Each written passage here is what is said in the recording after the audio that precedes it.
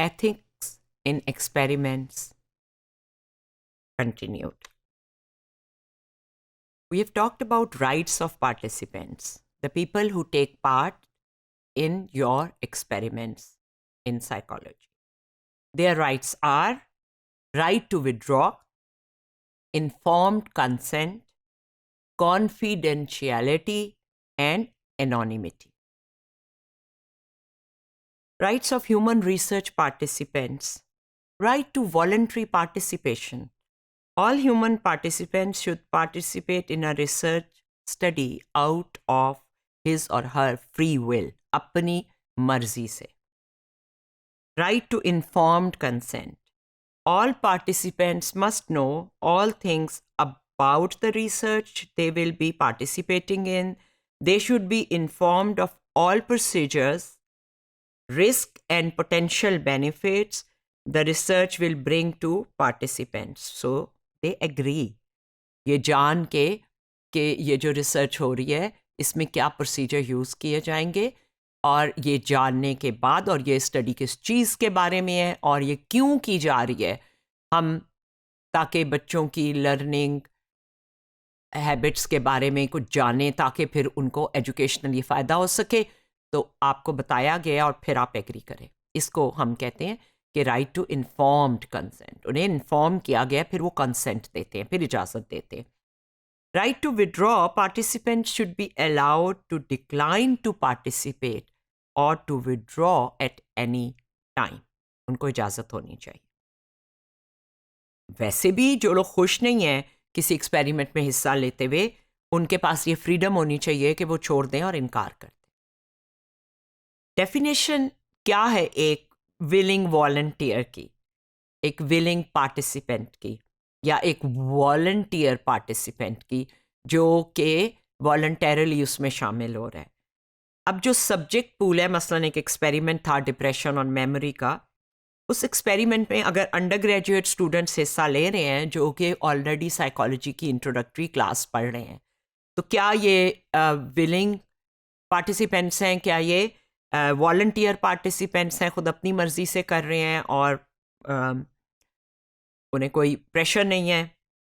वो sign up करते हैं इसमें पार्टिसिपेट करने के लिए, अपना नाम लिख देते हैं कि हाँ हम हिस्सा लेंगे. आपने कह दिया कि एक एक्सपेरिमेंट है तो स्टूडेंट्स ने इसमें अपना नाम लिखवा दिया.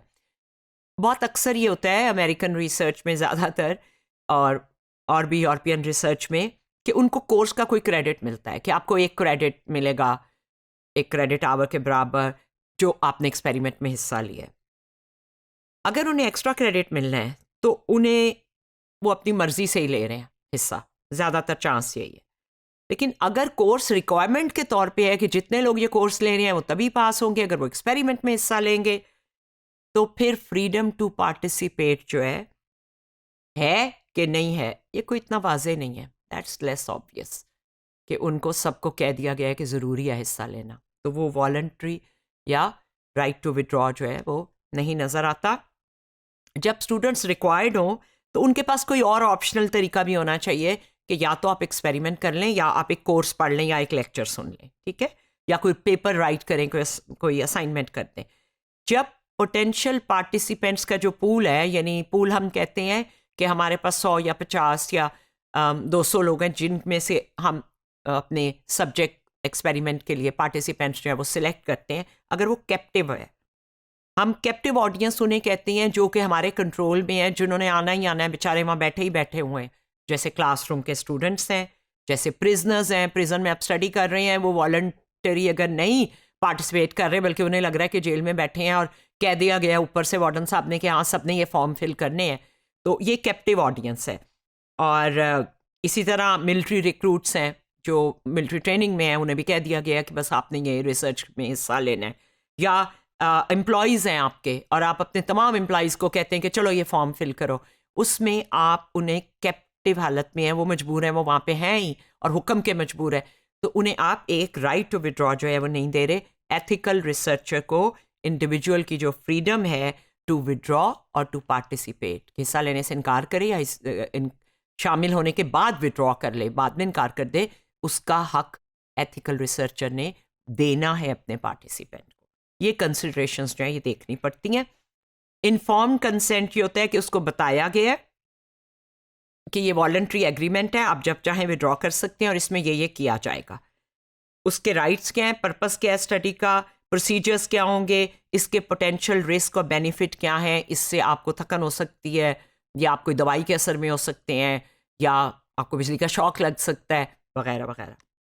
The ethical researcher informs prior to participation of all aspects of research that might reasonably be expected to influence willingness to participate and explain all aspects of research. This means that they must be forewarned. उन्हें पहले से warning होनी चाहिए कि किसी research की procedure का उन पर कोई इफेक्ट हो सकता है। बहुत कम ऐसा होता है कि हम उन्हें कोई गलत बयानी करें, लेकिन कभी कभी ऐसा करना पड़ता है, तो फिर उसका पर्पस भी एक्सपेरिमेंटर को बताना पड़ता है। कभी कभी हम उन्हें मिसलीड करते हैं क्योंकि अगर हमने सही बात बता दी तो वो जेन्युइन रिस्पॉन्स नहीं देंगे लैब में, इसको भी मॉनिटर करना पड़ता है। मसलन अब वो कहते हैं कि हमने एक ग्रुप है उसमें सेम जेंडर है और ऑपोजिट जेंडर है, तो वो नेचुरली बिहेव नहीं करेंगे, इसलिए उन्हें ये कहा जाता है कि ये तो जी मेमोरी की टास्क है। एथिकल डिलेमा ये है, एक आपके सामने एक एथिकल प्रॉब्लम है, एक के ये जो एक मसला है कि उनको अगर बता दिया तो वो सही रिस्पॉन्स नहीं देंगे, तो अगर नहीं बताया गया तो फिर जो है वो अनएथिकल है। ऐसे केसेस में जहाँ हार्म हो वहाँ डिसेप्शन जो है वो क्लियरली अनएथिकल है। अगर माइनर रिस्क हो तो फिर सोचना पड़ता है कि करनी है कि नहीं करनी। पोटेंशियल बेनिफिट और कॉस्ट क्या है रिसर्च की, उसको देखना होता है। कॉन्फिडेंशियलिटी जैसे हमने कहा, उनके बारे में किसी को बताना नहीं है और जो वो आपको बता रहे हैं वो किसी से शेयर नहीं करना। रिसर्च की डेटा जो है उसे सेव करना है अपने कंप्यूटर में जिससे कोई और ना देख सके। अगर कोई ऐसा आ ही गया है जिसकी जान खतरे में या उसके ज़रिए किसी और की जान खतरे में या वो बीमार है, तो कभी कभी उसकी दी हुई इन्फॉर्मेशन शेयर करनी पड़ती है। कभी कभी ऐसा हो जाता है, बट यूजुअली हम कॉन्फिडेंशियल रखते हैं। एनोनिमिटी, कई दफ़ा रिसर्चर को भी नहीं पता होता कि किस पार्टिसिपेंट ने क्या दिया है, तो हमारे लिए भी एनोनिमस है। ओवरऑल भी वो डेटा एनोनिमस है, हम नंबर डाल देते हैं, मिस्टर XYZ या मिस ABC जो है उस नाम के साथ हम नहीं रखते। The research is anonymous.